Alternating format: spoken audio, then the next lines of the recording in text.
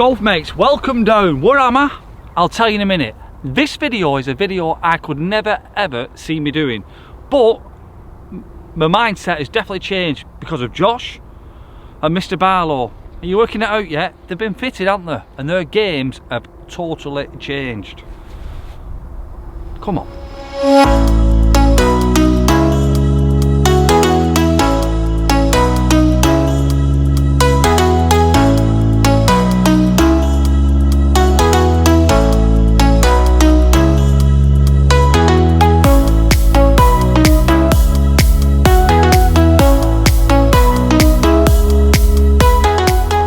Right, golf mates, you've worked out I'm at Titleist, but it's probably not what you think. It's like the title says, everybody's getting fitted these days. Mr. Barlow and Josh, look at their games. You've seen my game, it's horrendous at the moment. So we're James from Titleist and we're doing a wedge fitting. But it's a bit special, isn't it, James? We've got some new toys to play with today, yeah. Yeah, supposedly I've got this world exclusive wedge. SM8. There you go. It's in the wrapper. Still in the wrappers, fresh off the production line. So. But he's asked me a couple of questions early doors. How far do I hit my ball? I'm looking at him. I'm at 60 degree, I don't think he hit full. And then he's not happy with the state of my clubs, are you? We've got a process that we're going to go through. Is that clean them first? Grooves, clean, does help, yeah. We like to gap and we like to grind. What we've actually done, we just had a quick look through your bag and identified what clubs you're currently carrying. We've had a look down the top end, you've got a driver, you've got at first he called me that Iron Man because of no driver, what Josh has done to my driver. So he's looking at my bag, I don't even put my rescue in, so I've just got iron, so he's looking at me like, how many clubs do you play with? 2 4-irons. Well, Ron Seal had 4 iron, yeah, so he's... So going back down to the short end game of the bag, we've got the wedge, which is part of your set. We've just measured it and we've got 46 degrees of loft on here. Yep. We've potentially got room for 2, possibly 3 other wedges on top. So we're going to go through a little bit of a process now to see where we start that with regards to loft. If we go down the 2 wedge route, it could be 52, 58 for example. You're currently 52, 60. Yeah, so I think it's bent to 58, but that is only I think.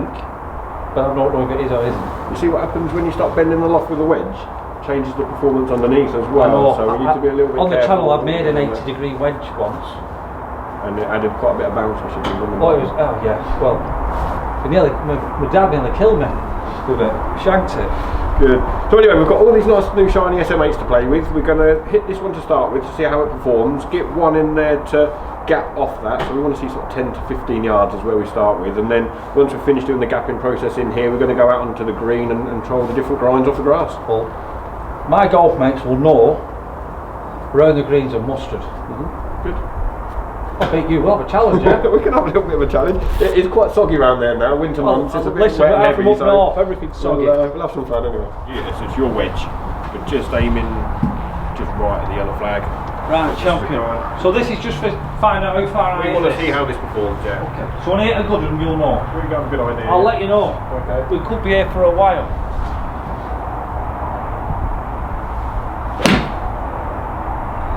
If you were out on the course playing, roughly what sort of yardage would you give yourself for this one? I think my old clubs, pin guys, I always thought about 135, 130. With these, I know the shot, so I reckon 120. Okay. Do I know my yardages, golf mates? Do you want to know what that went? Go on.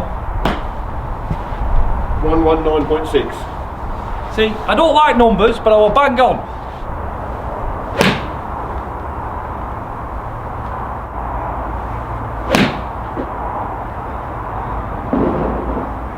Yeah, so we just wanted to see how that one performs, and I asked you roughly what you thought it does, and you said on the course you allow sort of around 124. We've hit a few there, and the average was 120.6, so that is 120 yards from there. Are you saying, James, I know my stuff?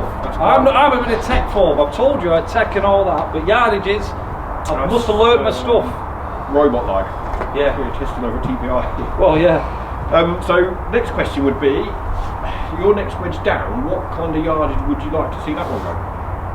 Well, at 52, this will be the test because it's me saying, if I go full out, I think that's 115, 110. Okay. But I hate going full out with it because the Lucy Rocket happens. Yeah, we don't want to be hitting them 100%. So no, that's why I put the camera on the left, because if I put it on the right, it's just in case it's going to happen. better danger. So let's just clip a couple with your 52 to see how that goes. You might be inclined just to give it a tiny clean first. Yeah. You got it. Right, so we're hitting my 52 because I've said it goes about 115, but about 110 because I don't like hitting it hard. But he's cleaned the grooves because he said that, is it the spin go? It could go a bit longer because the grooves create spin, so we want to keep it consistent, so we'll clean them up for this exercise. Brilliant. It's like a Christmas present for my 52, this. Too close or too big a gap between them, 10 to 15 yards is ideal. That gives you enough scoring opportunities going into the green. 4 to 6 degrees is an ideal number. Typically somebody with a 46 degree pitching wedge, if they're going down a 3 wedge route, we may go 50, 54, 58. That's a nice 4 degree increment for each one. 10, 12, 15 yards between each is fine. So we're going to be looking at the new ones 50 or 52 to see which one's going to hit that magical number for us. Just for your record, it will go in 100 yards, not 115 and 110 like I said. Is that right, James? 105 would be a really nice number. For 120, 15 yards at 105, yeah. And then if you just ease off it to hit that magical 100 number would be a good one. Well, I'm not that good. So just going to take the wrapper off this one. So we've got a new toy. Yeah, brand new SMA, not been hit yet. So it's an exclusive. Yep. So if I get this right out of the hosel here now, you'll not be impressed, will you? Wouldn't like that. Well, the grip feels nice. Same target. Yeah. This should be fun because I know he's panicking here now where I'm going to hit this.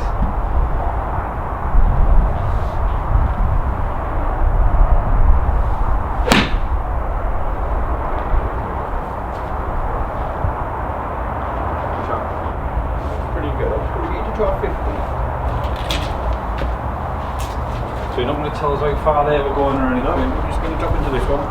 So this is a 50. This is 50. Right, it's telling me nothing. This is a 50 degree. It's always been a nemesis for me, these wedges, so this should be fun.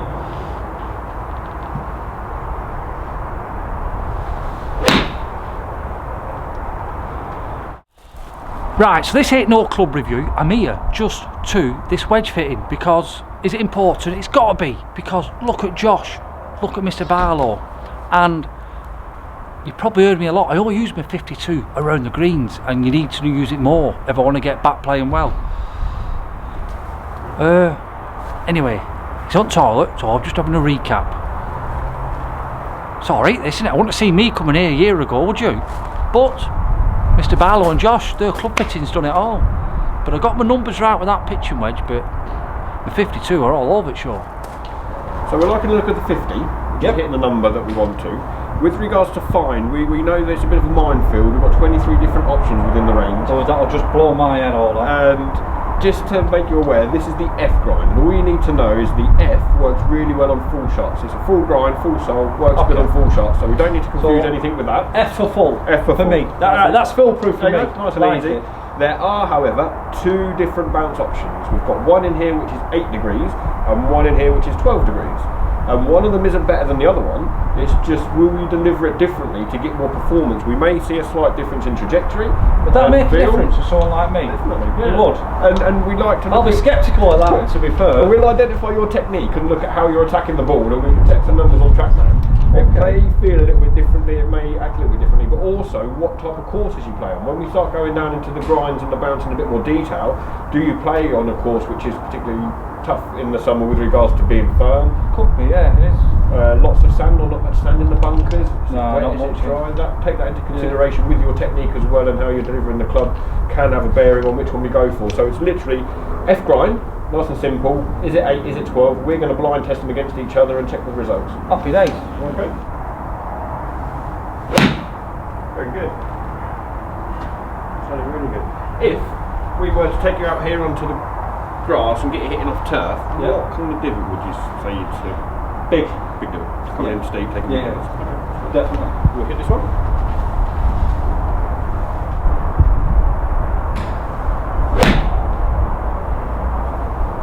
Did you physically notice a difference between the two?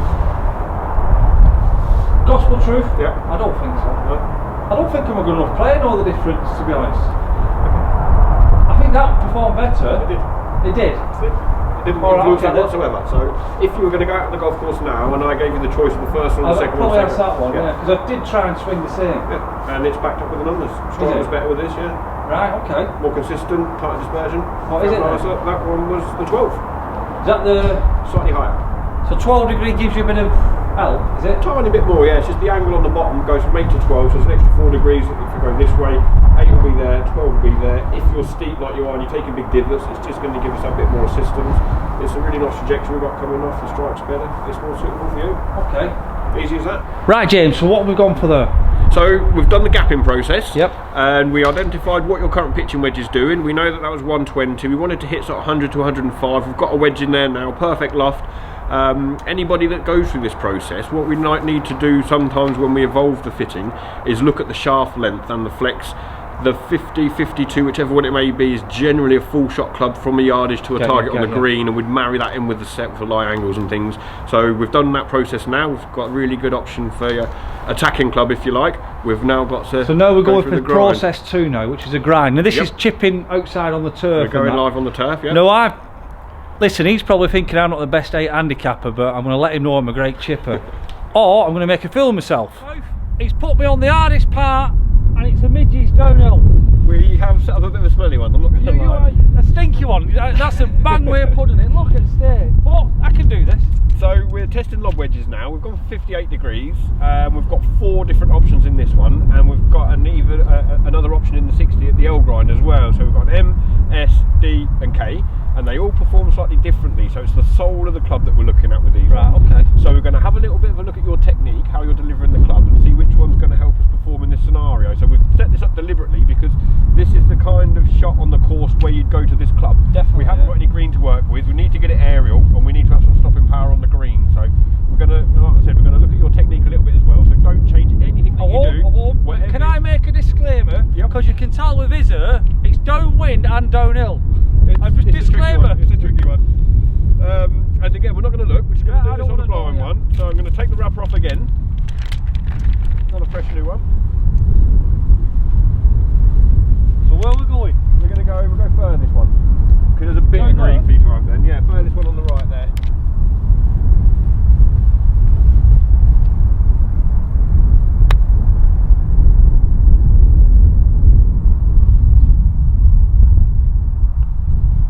I've just worked out how smelly this shot is now. It's a tough one.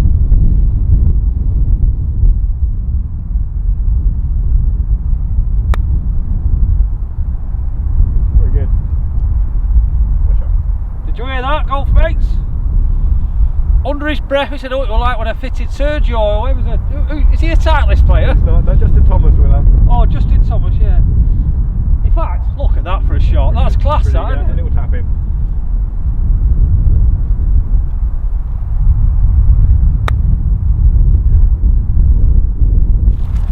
So what I've had to identify, just having a look at your technique there, Yep. and some of your viewers may identify themselves as one of these 2 characteristics. Some people, not necessarily they lack confidence, but if they struggle a little bit and they don't have good ability like yourself, the ball tends to Is that a compliment then? Even though I duff you can have one? that one, you can have that one.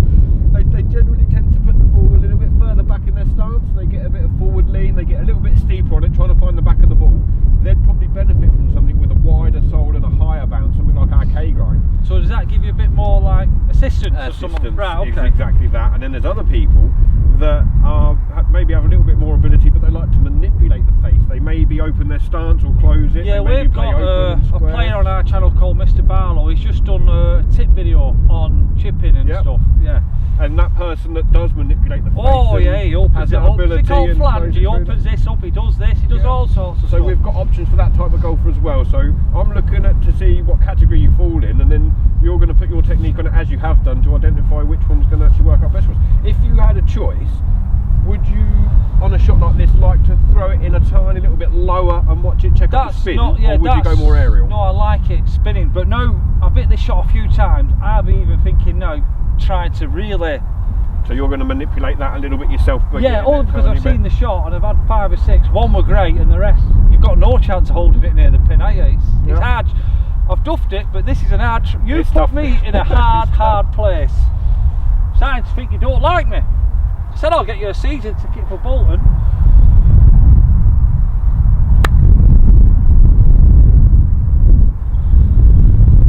You won't be hiring me as an Iron Byron then, will you? With the 120 yard shot you called in there, Oh, yes. well, yeah, there's, there might be life. Maybe not dog.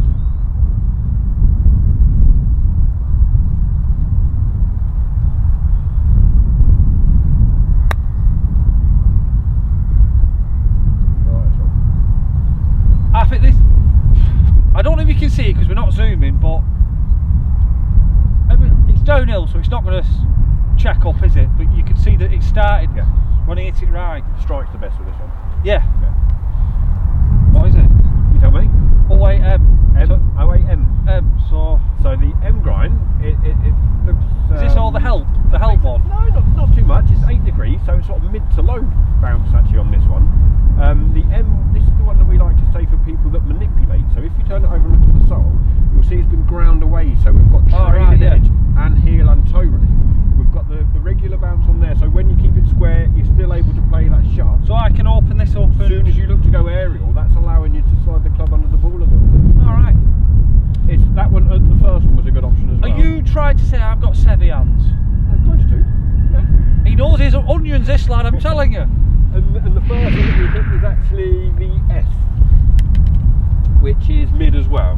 So Right. the difference between them, there's 2 degrees of bounce difference. So we jump from 8 into 10, and it's a slightly wider sole on the S with a little bit of trailing edge relief as well. But those were the two with your technique on this shot that we've set up here that perform the best. What we'd like to do now is maybe try a few different scenarios. We can take it in the rough, we'd go over in the bunker and keep testing them against each other. But we'd probably eliminate the other two at this stage. I'd say you don't need to watch all that, do you? No, because it'll come repetitive, but that's what you do. We'll That's go the process bunkers. that we would go through, yeah. Because so rough, bunkers. yeah, and the place to start with is where you'd use it the most. So if this type of shot is where you're going to pull your lob wedge out, Well, if this it's is like where it's got to work. I'll be honest, it's normally I normally say I'm a good chipper because I don't hit greens. So yeah, they'll come in use a lot. But the light's dying a little bit, so there's no point showing you out the rough. You're just going to take my word for it, which will be honest. Let's get some sun.